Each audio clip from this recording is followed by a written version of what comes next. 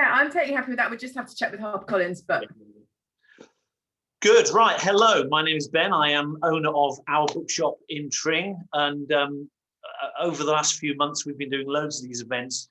Children around Tring see me as some sort of celebrity now. So by all means, Year 7 Tring School, you can consider me a celebrity too. But in truth, we've got a real celebrity just over here. If I look.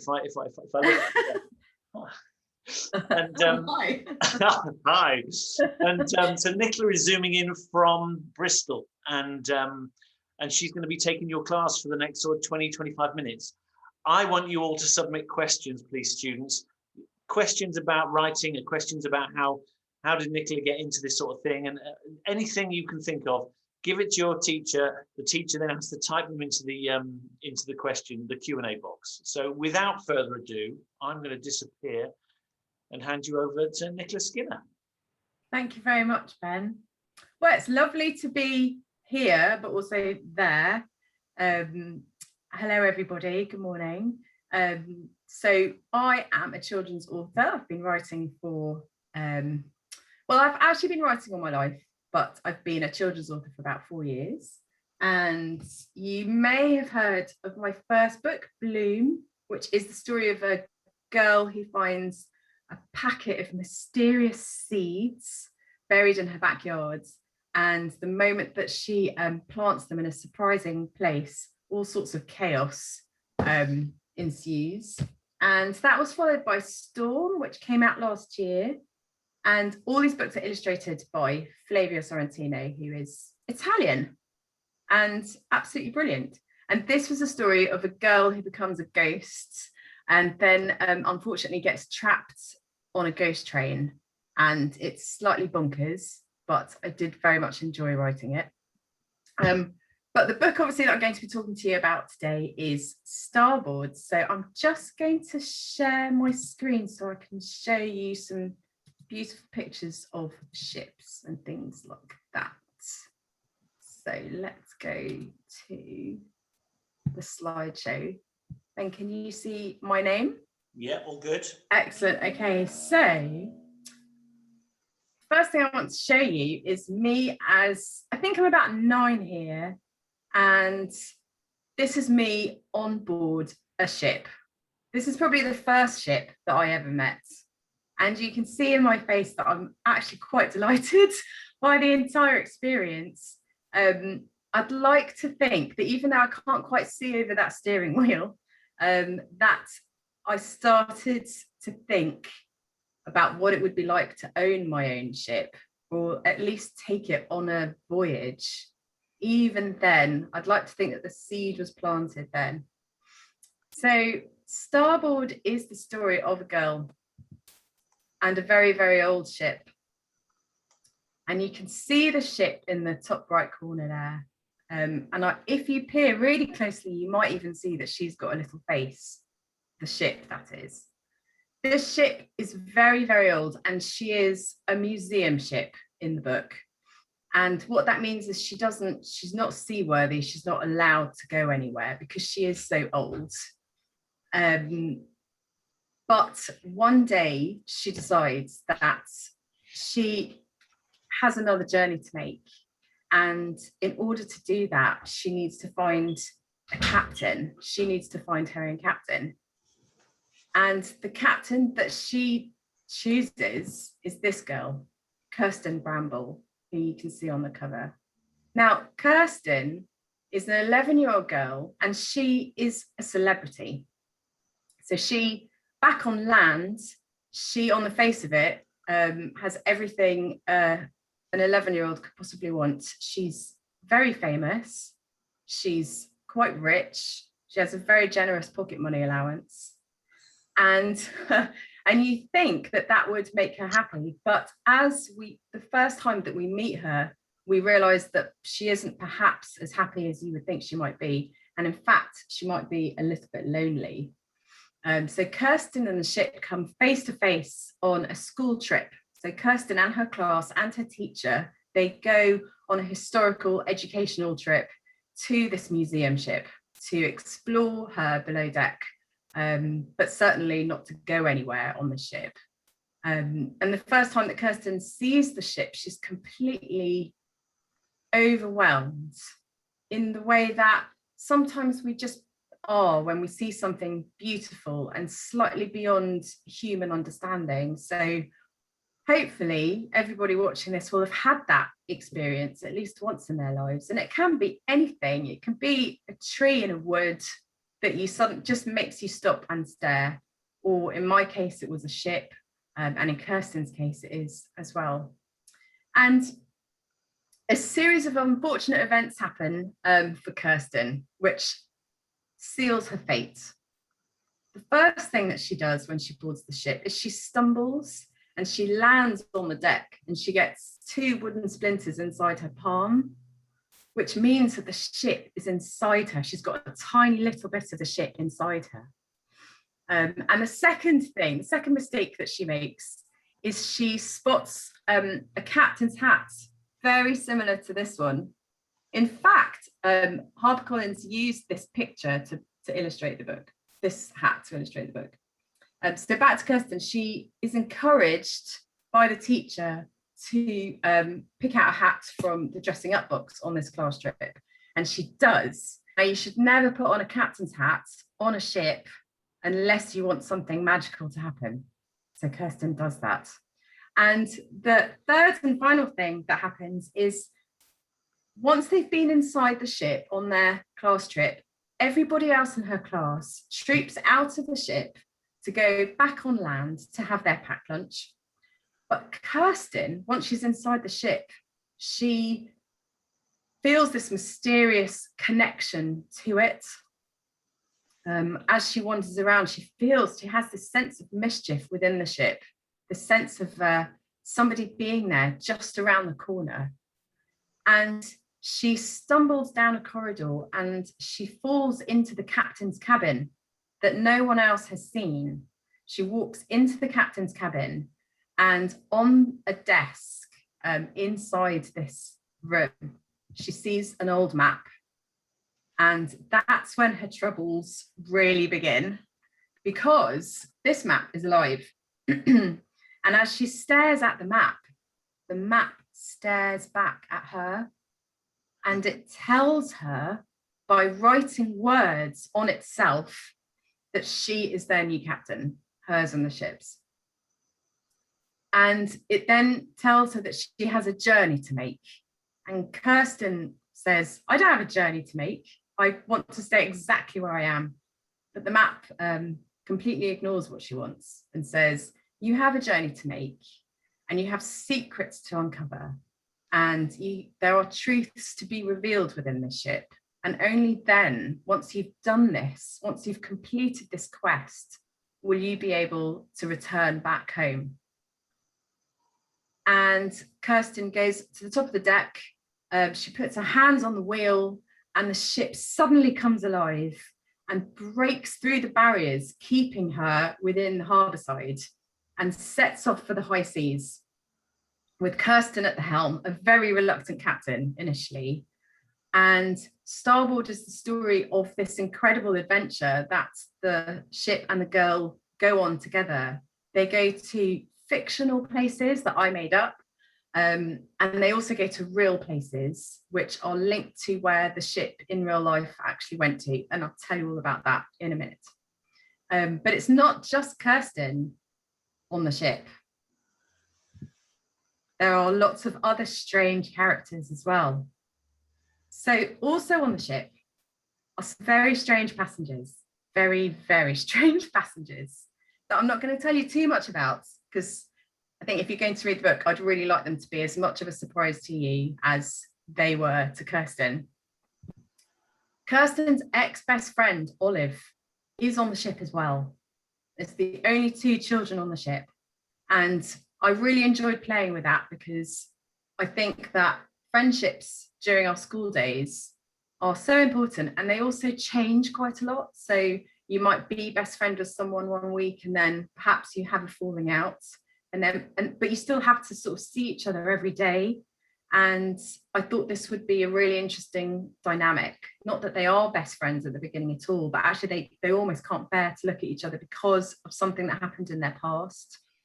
But this journey is a chance for them to examine what happened and what went wrong, and hopefully rebuild things. Don't want to give too much away. There are also dreams and memories to be explored at night time. So the ship is alive and the ship dreams at night, which means that she goes all snory and sleepy and snoozy, and Kirsten must wake up every night. In fact, she's woken up by the ship because the ship snores so loudly, and she must explore the ship's dreams and peer through all these memories in order to find this massive secret that she's been told she has to discover.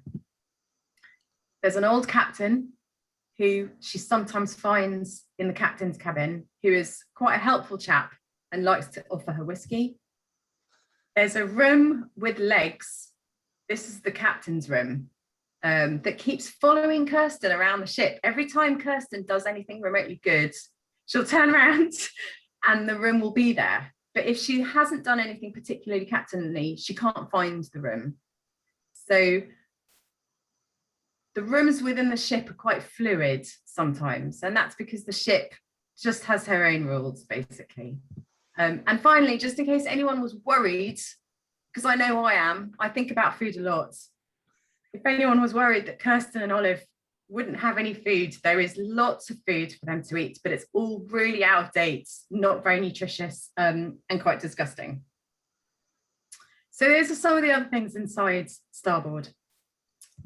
So I'd like to talk to you a little bit about what inspired the book and what led me to write this crazy story at all. I live in Bristol and we have a harbourside there with a real live ship, which is called the SS Great Britain, and the SS stands for steamship. And this ship is completely astonishing.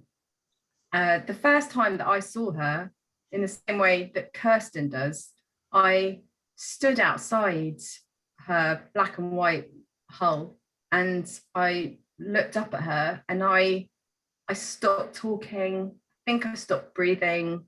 I felt this real connection to her, and I thought she was literally the most magnificent thing I'd ever seen. And I was not and am not a nautical person remotely. I know nothing at all about ships or boats or sailing, but this ship I fell in love with, which is a very strange thing to say, but I really felt a connection to her.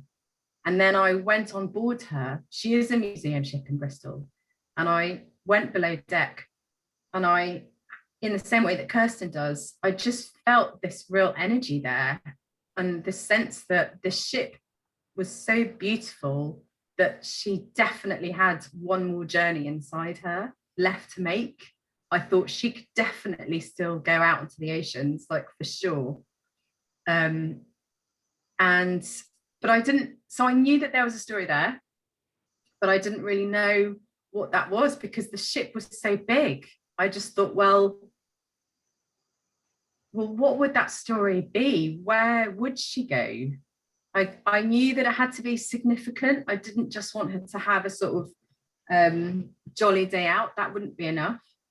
So I started to do some research, which was fun.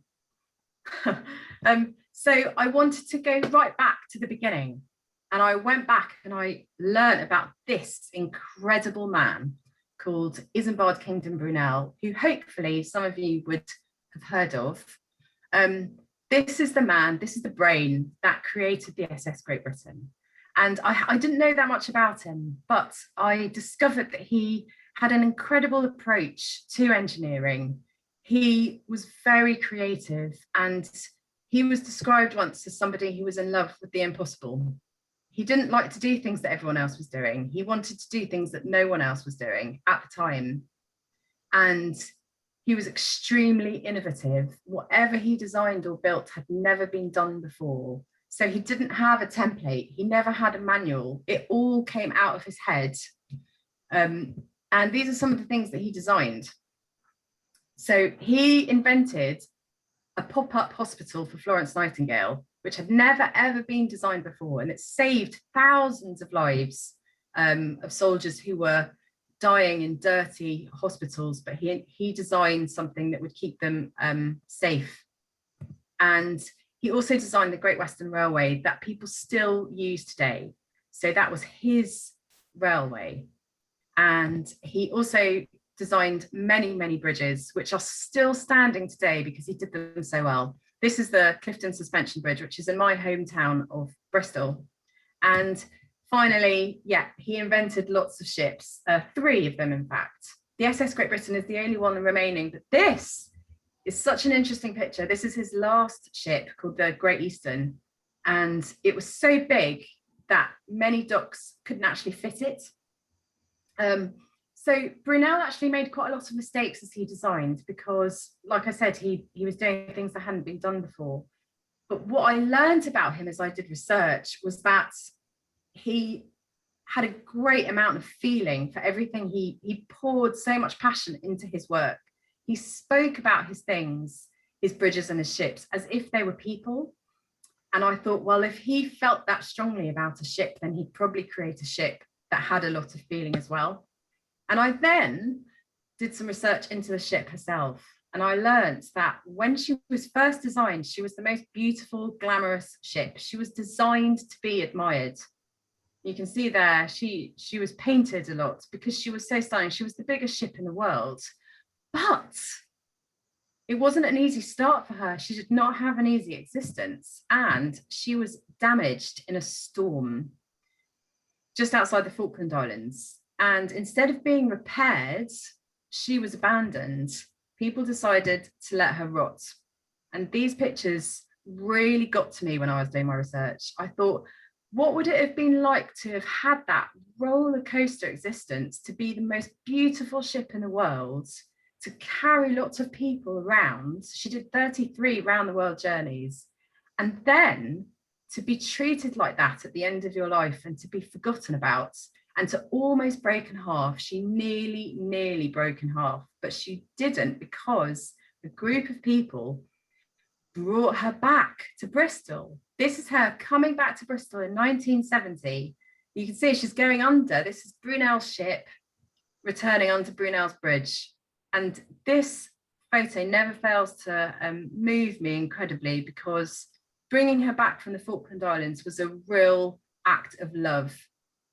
And it was just a group of people deciding that she couldn't be abandoned because she was so historical and so beautiful. She doesn't look particularly special there, but I think she looks like a survivor.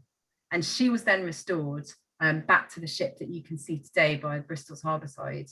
And that was when I knew that I had my story, that she'd been designed, loved, abandoned and rescued.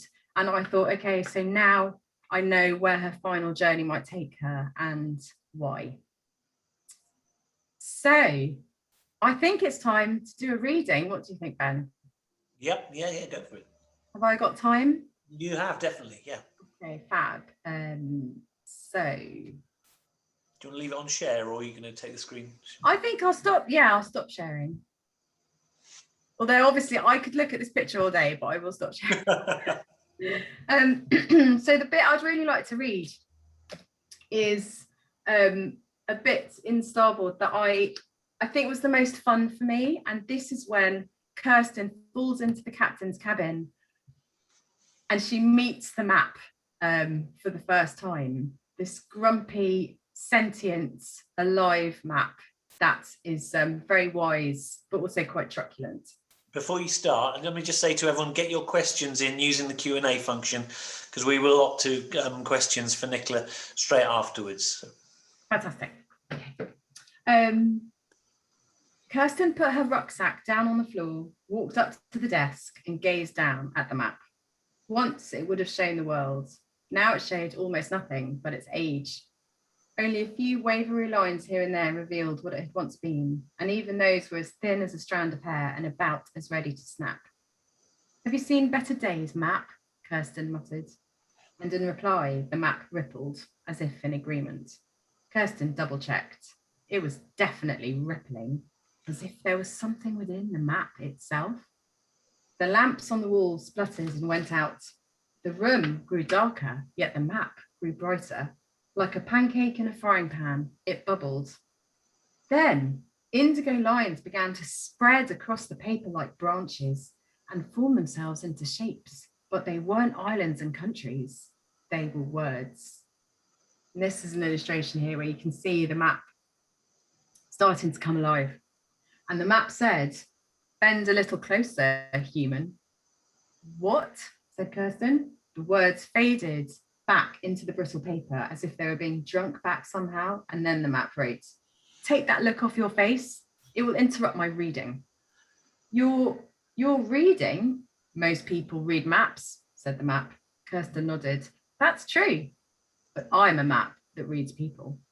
You're a map that reads people? Yes, I read people. Kirsten had to stifle the urge to laugh. You're smirking because you are frightened, said the map. I'm not, said Kirsten stubbornly. You are frightened, and what's more, you are lost. It's written all over you, as clear as fresh ink. I'm not lost, scoffed Kirsten. I know exactly where I am. A true sign of being dreadfully lost, said the map, is being overly concerned and knowing exactly where you are. Now, come a little closer. But why, said Kirsten. Well, for the same reason, of course, that people use maps. I'm going to read you to work out a route. But why do you need to work out a route? You're just an old map. You're not going anywhere. Oh, we are. So that's when Kirsten meets the map for the first time. And if you would like to take that further as a writing or drawing exercise, you could imagine a character stumbling across an old map, whether that's in a ship or in a library or in a really old, strange house, and imagine what might happen if the character meets a map and what the map would see in that character and where it would tell them that they should go. If you are an artist, you could maybe see if you could draw a talking, sentient, intelligent map and where the face might be. Very good. I'm going to come back in now. So you won't be able to tell, but I have just appeared to everyone else now. But I'm getting some great questions coming in now. Mr. B, whatever class he's in charge of, is really on it. So I'm so chuffed. Thank you for that book reading, and thank you for everything you've done so far, Nicola. Okay. So who got the first question in? Now, somebody from 70X. I don't know how that works with numbers. I should know. I know Tring School very well. What is your favourite book to read? So have you got any favourite books from perhaps childhood and now? Oh, that's a good question. Do we know who asked it?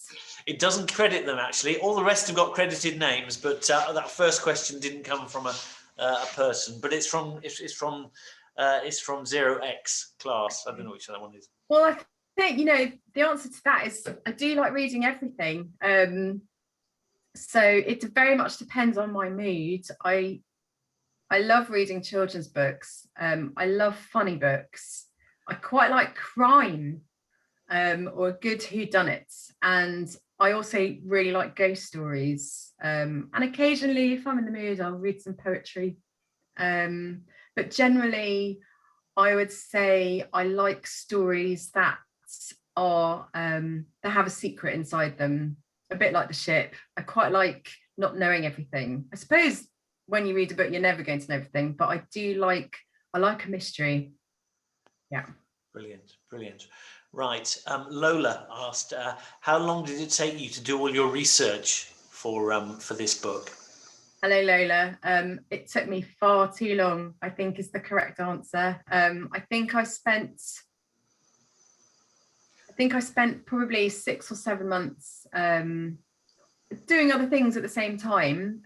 But even as I was writing Starboard, I was still doing research and still going back to the SS Great Britain and just spending time below deck and just soaking up all the atmosphere. And I read a lot of books like this one, The Iron Ship, and this one called The Intemperate Engineer, which is Izambard Brunel in his own words. So yeah, I'd never done that much research for anything ever before, and it was hard work, but very rewarding. Brilliant. Rosie asks, what is your favourite book and why? I think you've you sort of answered, or do you have a favourite? Is there a favourite? Is it possible to have a favourite book?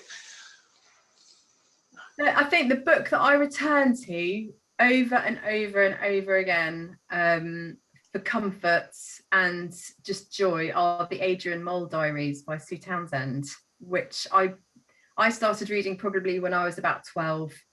I think I would say that's the book those books I will never tire of, ever. Alex wants to know if you've got any pets.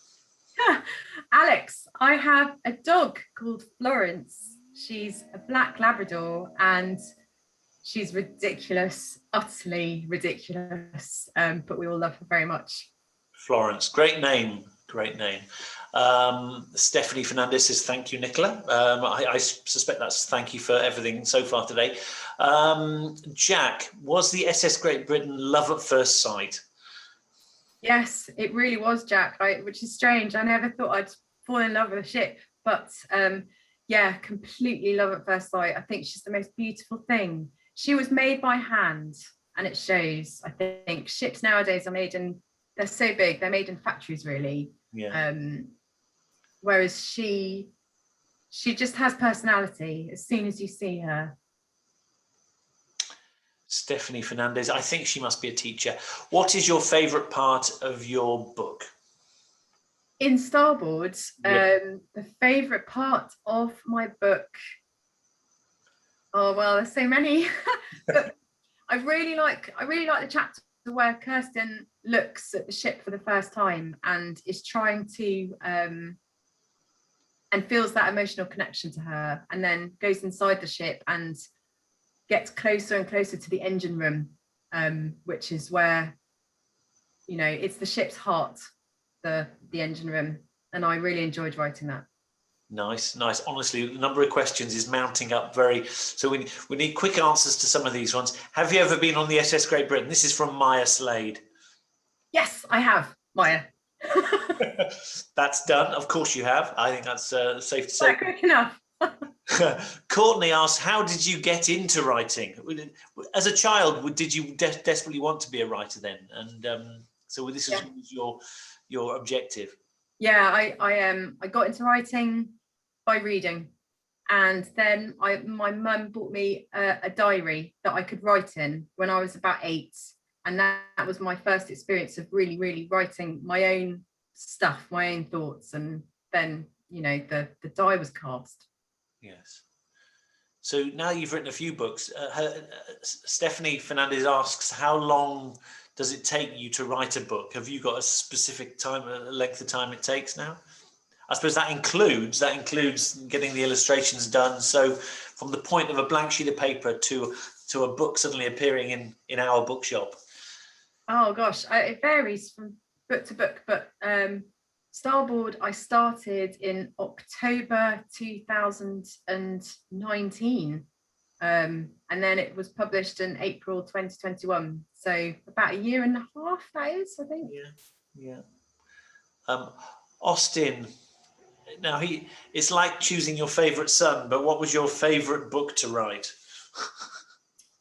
You've got to say this one, surely.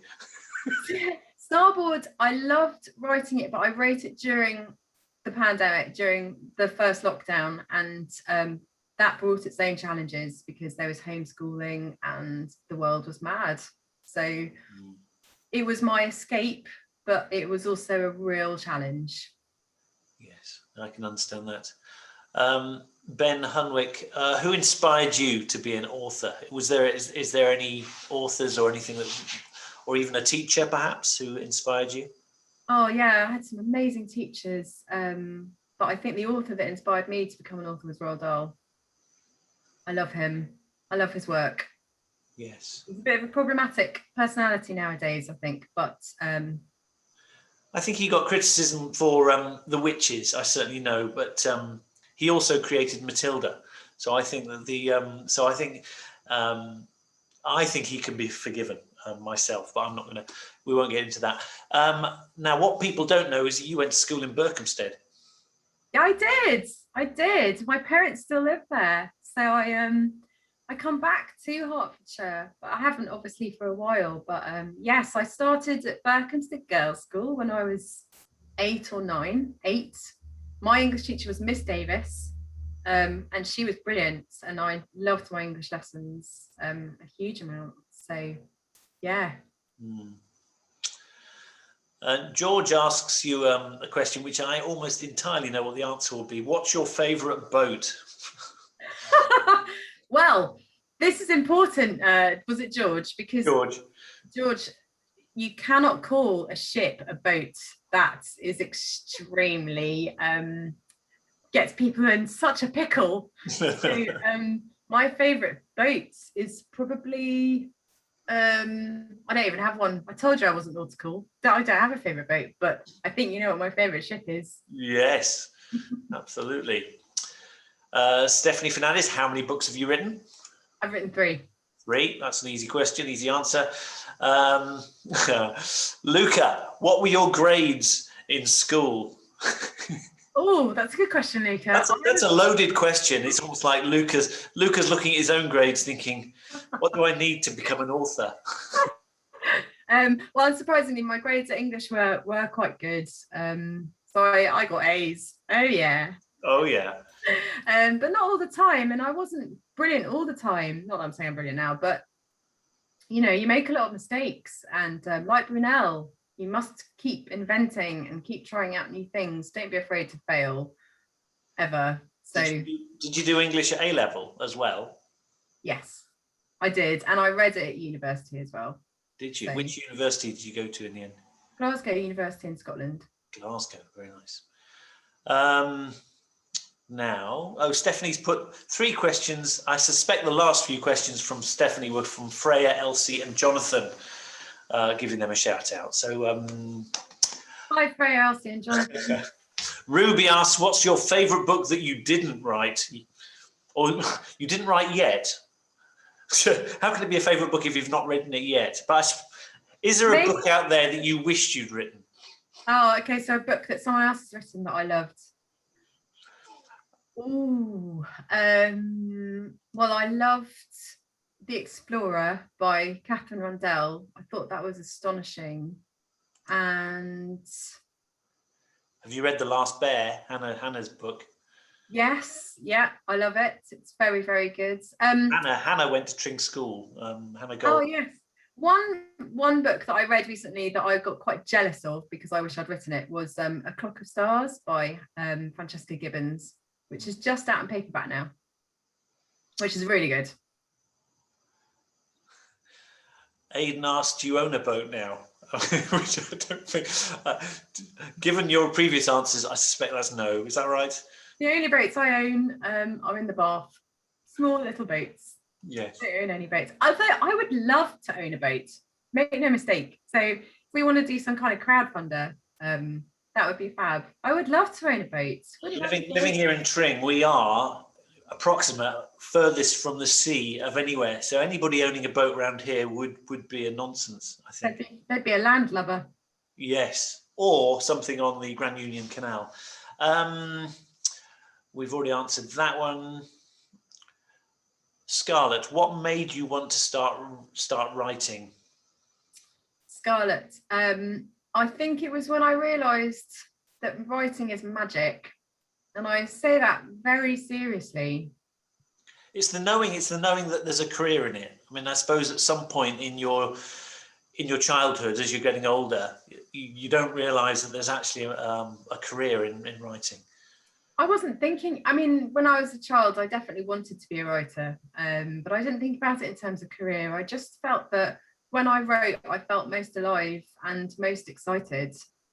And I love writing because you never really know what's going to come out until you start writing. And that's what I mean by magic, is it's its own force, its own life force, and it's really astonishing. Yeah, no, I agree. I've just seen Miss Stevenson put a question in the chat bit. Thomas asks, "Have you got a favourite football team?" Thomas, What an excellent question. I'd probably have to say Southampton, because that's what we support in this household. I don't know that much about Southampton, but I'll say Southampton. Very good. I'm going to scan through to see if there's any. What is the first book you ever read? That's from Jonas. Jonas, the first book I would have read would have been picture books. We had a lot of brilliant picture books at home. I can't remember their names, but my mum and dad were really into, making sure that me and my brother had loads of books. So it would have been picture books. Very good. Yes. Oh, yeah. Mrs. Stevenson put the football team. Thomas's football. Thomas clearly likes football teams, and none of the big six, I hope, because they're bad boys, aren't they, at the moment? Apparently, yeah. Apparently, not that you're. I'm a Leeds United fan. You'll be able to tell because my top, which I'm particularly proud of at the moment, because Leeds are the best team. Okay. There's a lot of repetition with questions, so I'm going to try and find a different one. Are you planning on writing any other books? That's from Danielle.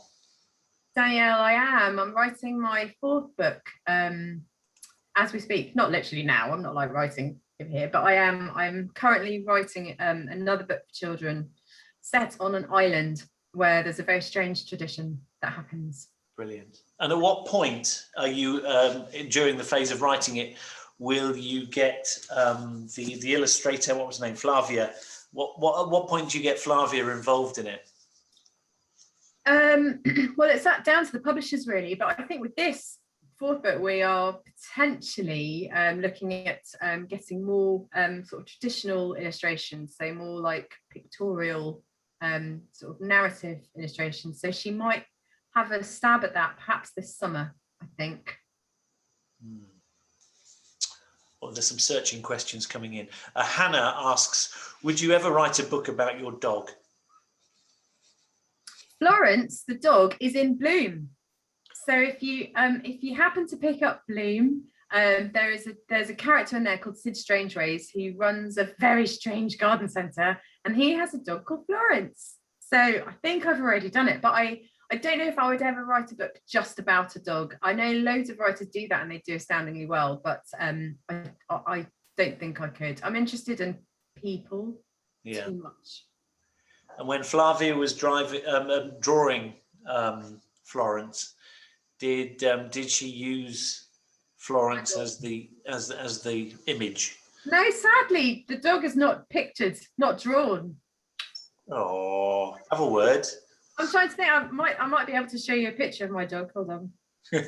You ask me another question and I'll try. I will. I've got another good one here, actually. Luca is back.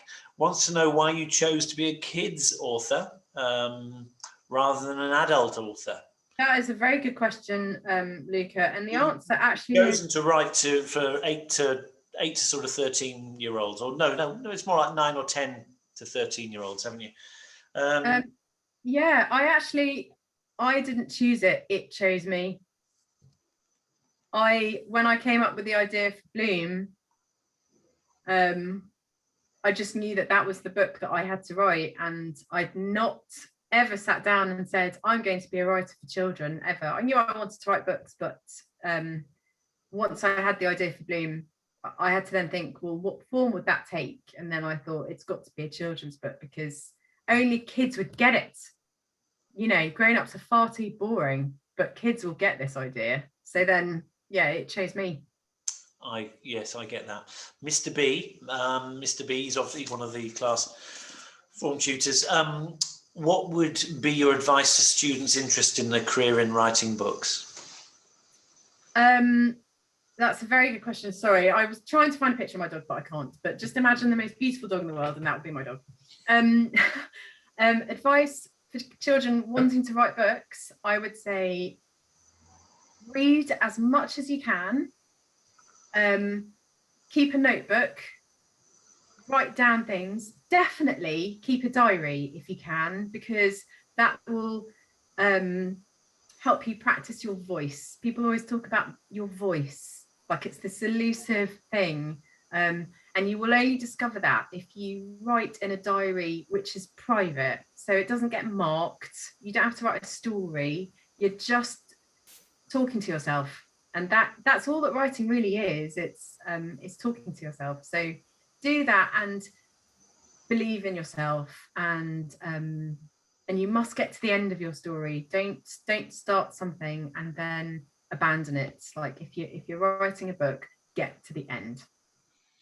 And that's knowing the end before you start, or just starting and finding out? I think it depends on the writer you are. I think you might know the ending, and then you might get to the end and think, actually, I prefer a different ending. You might not know the ending, but definitely still start it, because you might discover the ending as you go along, which is what I never know the ending. We've got 4 minutes left, so I'm just gonna. There's one very funny question from Maisie. Did you like Berkhamsted School? And she adds, and why? Oh, hello, Maisie. I liked some elements of Berkhamsted School. I really liked my friends. I really liked some of the teachers, and when I enjoyed a lesson, I really enjoyed it. And that's why I liked it. I felt that it was, it was a nice place in which to flourish. But I also thought there were a lot of rules. And the teachers, this is back in the 80s, they were very strict. And if you broke a rule, they would, let you know about it. And teachers aren't strict anymore, are they? Oh. I could see groaning coming from the classrooms as I say that. So yeah, I'd say overall I enjoyed it. Yes. Who illustrates your books? Lily asked that. We know that. That's Flavia Sorrentino. Yes. Very good. What other books does she draw? So she does a lot of children's books. She does PG Bell. She illustrates quite a lot of his stuff. Yeah, I think she's got a wonderful style. Yeah, fantastic. Listen, thank you so much, guys. Year 7, Tring School, you've been legends. Well done. Thank you all the teachers to making this happen. Nicola, thank you so much for joining us. This book is obviously available in our bookshop. It's actually, for today only, there's a little bit of a discount on the website. So if you do get it today, you get it, it's £2.50 off. I'm almost giving it away, frankly. So I think Miss Watkins will have circulated a buy link. So 7C say thank you. Mr. B says thank you. Thank you so much. Thank you for coming and for all the brilliant questions. It's been a joy.